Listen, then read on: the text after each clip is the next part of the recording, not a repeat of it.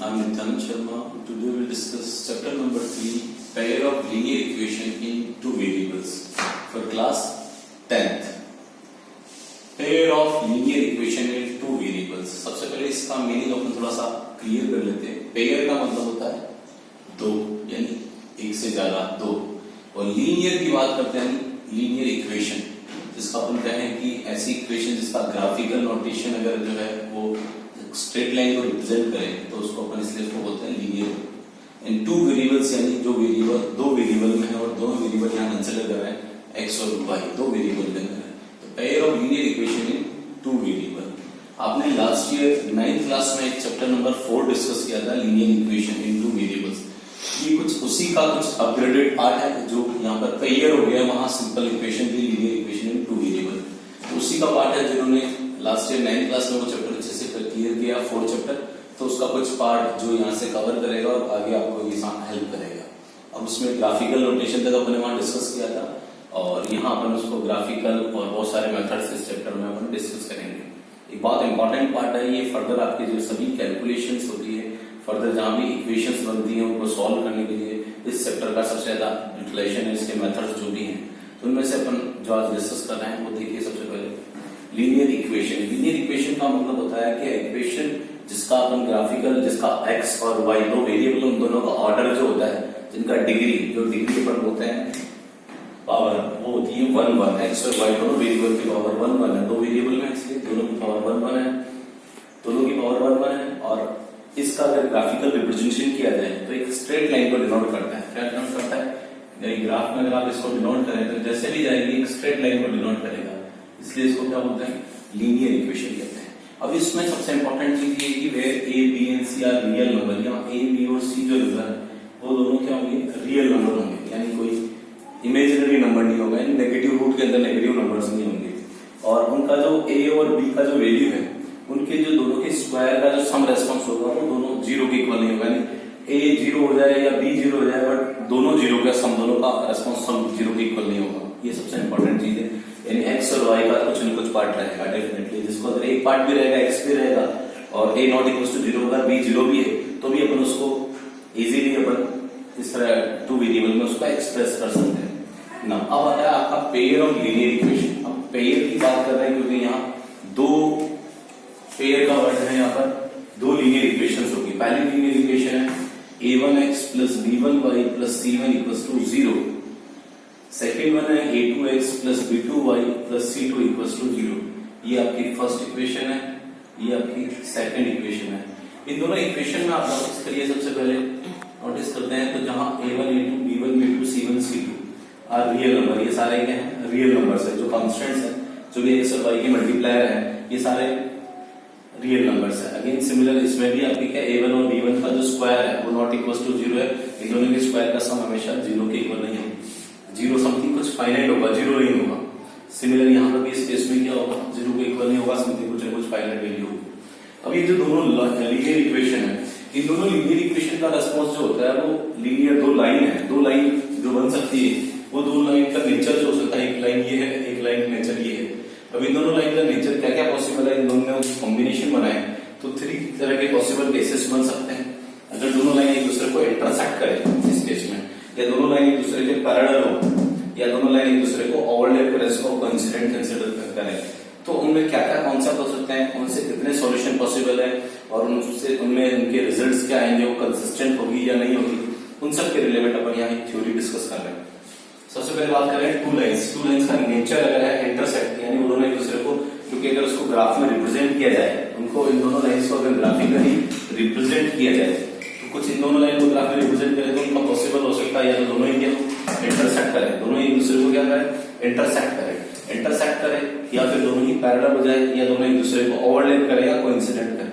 जब इंटरसेक्ट करें तो आप देख सकते हैं कि इनका जो मीटिंग पॉइंट होगा, they will meet each other at single point. उन दोनों का पॉइंट जो होगा कॉमन पॉइंट होगा, जिसमें उन दोनों का मीटिंग 1 होगा. इसलिए उसका सॉल्यूशन भी जो होगा वो यूनिक सॉल्यूशन होगा, जिसको अपन बोलेंगे 1 सॉल्यूशन. सिमिलर पैरेलल में they never intersect each other. उन दोनों कभी एक दूसरे को मीट नहीं करेगी, यानी they never intersect each other, तो कभी मीट नहीं करेगी, तो उसका सॉल्यूशन भी क्या होगा? नो सॉल्यूशन होगा.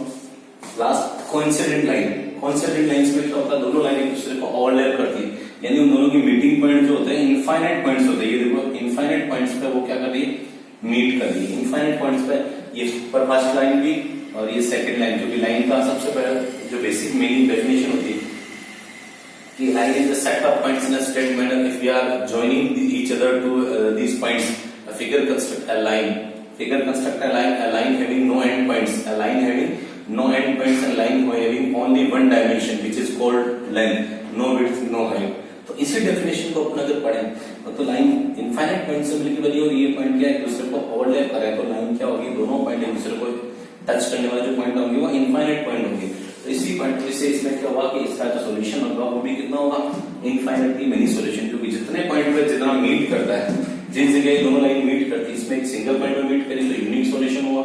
ये अगर कभी मीट नहीं करेगी, देखो देखो दे नेवर इंटरसेक्ट, तो दोनों सॉल्यूशन होगा। और ये मीट ऑन इनफाइनाइट पॉइंट्स तो सॉल्यूशन भी कितना होंगे, इनफाइनाइट सॉल्यूशन होंगे। और ये ध्यान देना जिन लाइंस के सॉल्यूशन पॉसिबल होते हैं, चाहे एक सॉल्यूशन हो चाहे इनफाइनाइट सॉल्यूशन हो, उनको हमेशा कंसिस्टेंट लाइन बोलते हैं, यानी क्या बोलते हैं, कंसिस्टेंट लाइन बोलते हैं। और जिनके सॉल्यूशन पॉसिबल नहीं होते हैं, जिसका कोई सॉल्यूशन पॉसिबल नहीं होता, उसको कौन बोलते हैं, इनकंसिस्टेंट लाइन बोलते हैं। और कोइंसिडेंट लाइन को कई बार जनरली अपन dependent pair of linear equation भी बोलते हैं, क्योंकि वो डिपेंडेंट होती है।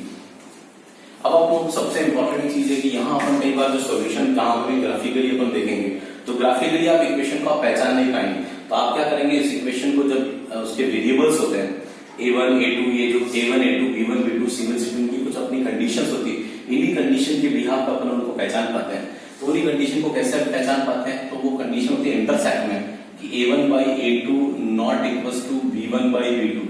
इन लाइंस के जो a1 a2 और b1 b2 के जो रेशियो होंगे, कांस्टेंट के जो x और y के जो कोएफिशिएंट्स होंगे विद साइन, उनके रेस्पॉन्स नॉट इक्वल्स टू आपस में a1 by a2 not equal to b1 by b2 होगा।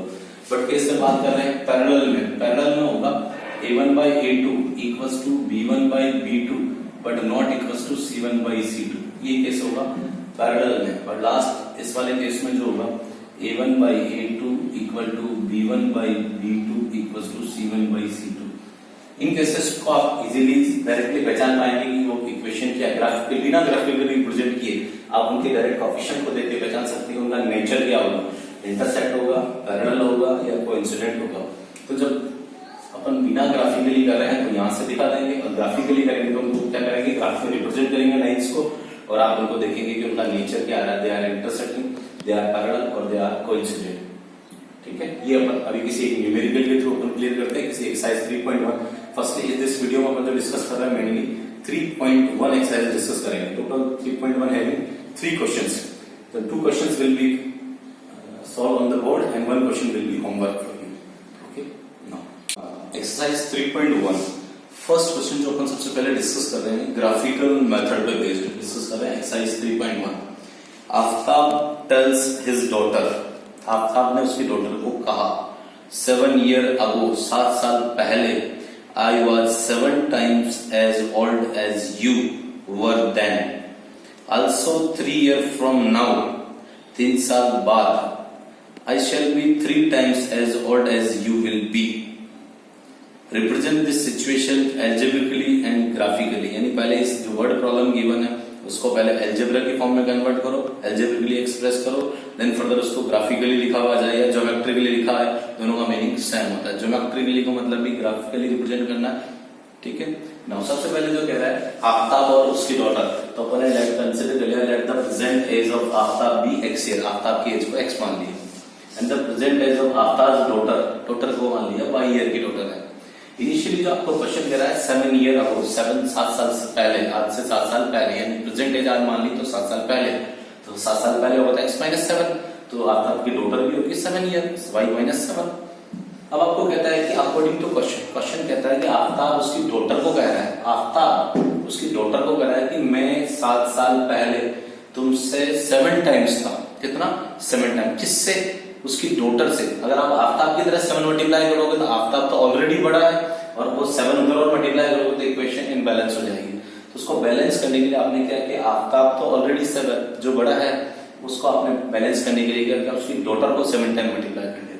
डॉटर की जो एज है 7 years बिफोर, जो उसको मल्टीप्लाई किया और उसका सॉल्यूशन जो आपने सॉल्व किया वो देखिए x माइनस 7y माइनस 7 7 49 और आपने इसको x माइनस 7 और माइनस 7 को ट्रांसफर किया तो माइनस 49 और प्लस 7 तो आपका रेस्पॉन्स बैठ गया x minus 7y equals to minus का 42। ये आपने पहली जो कंडीशन दे दी थी अकॉर्डिंग टू क्वेश्चन वो आपने फर्स्ट कंडीशन जनरेट कर ली। सेकंड कंडीशन ये रहेगी 3 ईयर लेटर यानी 3 साल बाद आफ्टर, तो आफ्टर लिखा जाए हेंस लिखा जाए, हेंस का मीनिंग भी क्या होता है बाद में, ठीक है। यहाँ बिफोर लिखा जाए अगो लिखा जाए इसका मतलब होता है पहले, जहाँ पहले होता है वो माइनस होता है, आफ्टर का मतलब होता है और लेटर का मतलब होता है बाद में यानी 3 साल बाद यानी आज से 3 साल बाद में कुछ प्लस ही होगा उस एज। तो आपने age of Aftab will be x plus 3 and daughter की एज हो जाएगी y प्लस 3 उसकी डॉटर की। अकॉर्डिंग टू क्वेश्चन कहता है अगेन आफ्ताब कहता है कि 3 साल बाद मैं तुमसे 3 गुना हो जाऊंगा, 3 टाइम्स हो जाऊंगा, 3 टाइम्स यानी किससे उसकी डॉटर से, तो वापस मल्टीप्लाई करना पड़ेगा। जैसे इसमें 7 टाइम डॉटर को क्या था उसी तरह यहाँ किसको मल्टीप्लाई करना पड़ेगा उसकी, अगेन उसकी डॉटर को ही मल्टीप्लाई करना पड़ेगा। तो डॉटर को मल्टीप्लाई कर लिया डॉटर की एज को। अब आप देखिए x plus 3 equals to 3y plus 3 3 9, अब आपने ट्रांसफर किया 3y को इस पर ट्रांसफर किया x माइनस 3y एंड 9 और 3 को आपने उधर ले लिया तो 9 माइनस 3 विच इज 6। तो ये आपकी सेकंड इक्वेशन जनरेट हो गई x minus 3y equal to 6, x minus 3y equal to 6। अभी दोनों इक्वेशन को अपने पास जो आपकी जो चैप्टर का नाम है लीनियर इक्वेशन, ये भी लीनियर फॉर्म में है और ये सेकंड लीनियर फॉर्म में, और pair of linear equation in 2 variable, pair हो गया, 2 पेयर हो गए और ये लीनियर इक्वेशन इन 2 वेरिएबल, दोनों वेरिएबल में और ये पूरा पेयर हो गया। इन दोनों पेयर को अपने को एक सिंगल ग्राफ में रिप्रेजेंट करना है। इसमें रिप्रेजेंट करना सिंगल ग्राफ में, तो ग्राफ में रिप्रेजेंट कैसे किया जाता है, तो सबसे पहले इन इक्वेशन में जो वेरिएबल आप देख सकते हैं y का वेरिएबल निकालते हैं, किसका, क्योंकि जनरली y को अपन आउटपुट मानते हैं, क्या मानते हैं, जनरली y आउटपुट मानते हैं और x एज ए इनपुट मान लेते हैं। तो y आउटपुट निकालने के लिए अपन ने क्या लिया, y फर्स्ट सबसे पहले फर्स्ट इक्वेशन, जो फर्स्ट इक्वेशन है इसको रीअरेंज कर रहे हैं x minus 7y equals to minus 42। तो मैंने क्या किया 7y को इस पर ट्रांसफर किया, x प्लस 42 हो गया इस तरह, x प्लस 42 और 7y, तो y जो कांस्टेंट था y का साथ मल्टीप्लाई उसको नीचे भेज दिए। अब आपको टेबल कुछ इस तरह बनाना है कि आप जानते हैं किसी भी लाइन को ग्राफिकली रिप्रेजेंट करने के लिए 2 पॉइंट सफिशिएंट होते हैं कि 2 पॉइंट को अगर आप ज्वाइन कर लें तो वो एक स्ट्रेट लाइन को रिप्रेजेंट कर लेती है। तो 2 पॉइंट सफिशिएंट, आप 2 के बाद चाहे 10 निकालो उससे कोई फर्क नहीं पड़ता, 2 ही सफिशिएंट है। तो सबसे पहले x प्लस 42 अपॉन 7 है, तो आपने सबसे पहले ऐसा पॉइंट रखा जाए कि आपके पास ऐसा रिस्पॉन्स आ जाए जो 7 से डिविजिबल हो, क्योंकि कोई पॉइंट में डेटा लेके आओगे तो उसको आप ग्राफ में रिप्रेजेंट नहीं कर पाओगे ऐसे नंबर्स को, और पॉइंट वाला जनरली आपके टिपिकल भी होगा कि उसको एक्सप्रेस करना, ऐसा नंबर लाओ जो डिविजिबल हो जाए 7 से। तो आपने x की वैल्यू इनिशियली 0 रखी, बहुत सिंपल है, 0 रखो, तो 7 42 से डिविजिबल, 42 7 से डिविजिबल है, आपने x इक्वल टू 0 रखा तो 42 7 6 या 42, ये भाई आपके सामने आ गया भाई रिस्पॉन्स। अब आपने रखा x इक्वल टू 7 रखा, x 7 रखा तो 7 42 यानी 49 को 7 से डिवाइड किया, 7 से डिवाइड करेंगे तो ये पहला पॉइंट आ गया 0 6 और 7 और 7, ये आपकी फर्स्ट इक्वेशन के पॉइंट्स आ गए जिसको हम ग्राफिकली रिप्रेजेंट करेंगे भी। सेम इसी तरह से आपने सेकंड इक्वेशन के भी पॉइंट्स निकाले ताकि उसको भी ग्राफ में रिप्रेजेंट कर पाएंगे। तो सेकंड इक्वेशन का x minus 3y equals to 6 है, x तो x माइनस 3y को तो मैंने 3y को उधर ट्रांसफर कर लिया, x माइनस 6 अगेन y के साथ जो कोएफिशिएंट है उसको मैंने नीचे ट्रांसफर कर लिया, डिवाइड कर लिया, x माइनस 6 अपॉन 3। अब आप लोग क्या करेंगे, सबसे पहले वापस इसी में भी क्या करेंगे, x की पॉइंट्स वैल्यू रखते जाएंगे और y के रिस्पांस निकालेंगे। बहुत सिंपल है, x इक्वल्स टू 6 रखा मैंने, 6 रखा तो मेरे पास 0 आ गया और 0/3 यानी रिस्पांस 0 हो गया।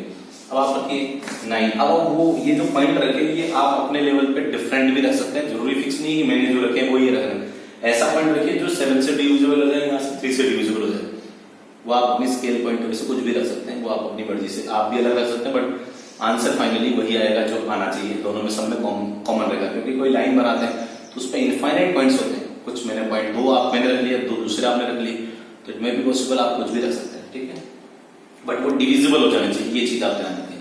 तो यहाँ आप लोग देख रहे हैं कि 3 का डिवाइड किया तो 6 0 9 और 1 9 बनेंगे, 9 माइनस 6 3 3/3 1 आ गया। इन दोनों पॉइंट्स को आप क्या कर रहे हैं, ग्राफ में रिप्रेजेंट कर रहे हैं।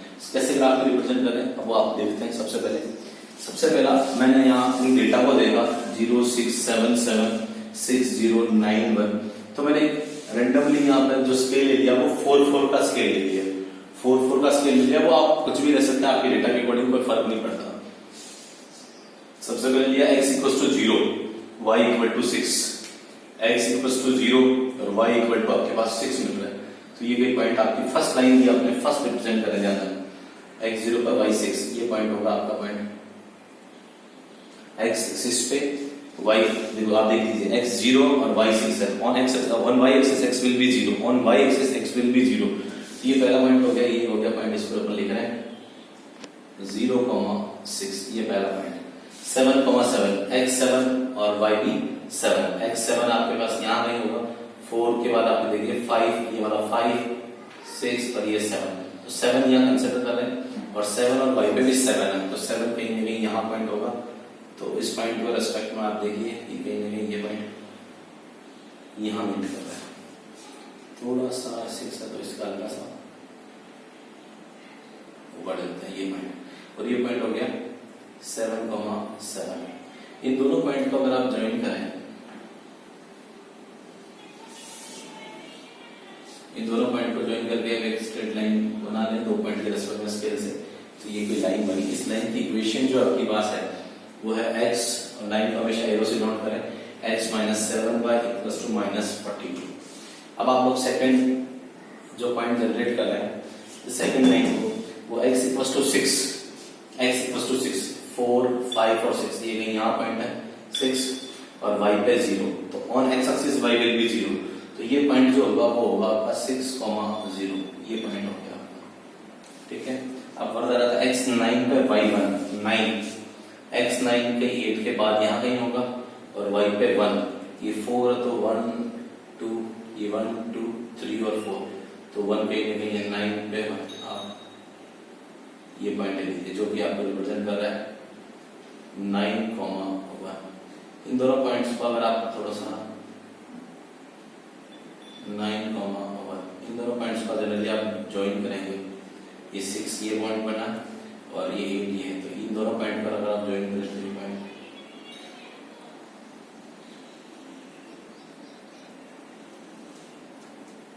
थोड़ा सा इसको प्रॉपर स्केल से बना लेना, तो वो स्केल से बनेगा तो थोड़ा सा इंटरसेक्शन पॉइंट भी इजीली आ जाएगा। इसको थोड़ा सा स्केल से बना लेना, स्केल से करके, तो ये देख के पहचान सकते हैं ग्राफिकली कि ये लाइन जो आपकी बन रही है ये एक तरह का ग्राफिकल रिप्रेजेंटेशन, और दोनों लाइन का नेचर पहचान सकते हो, दोनों लाइन इंटरसेक्टिंग लाइंस है, दोनों लाइन कौन सी है, इंटरसेक्टिंग लाइंस है, तो दोनों लाइन को अपने नेचर चेक कर ले। इसका सेकंड का इक्वेशन आप लिख सकते हैं, इसमें इक्वेशन बन रही है x - 3y = 6, यहाँ से आपने इसको ग्राफिकली बता दिया, both lines are intersecting in this question. आपसे पूछा है पहले तो एग्रेजिबली एक्सप्रेस करो और ग्राफिकली रिप्रेजेंट करो, उसका नेचर बता दीजिए कि नेचर हो गया कि इंटरसेक्टिंग है, पैरेलल है, कोइंसिडेंट है, तो यहाँ से अपन लिख लेंगे they are intersecting each other, so they are having unique solution और they are meeting at a single point, so that it is intersecting.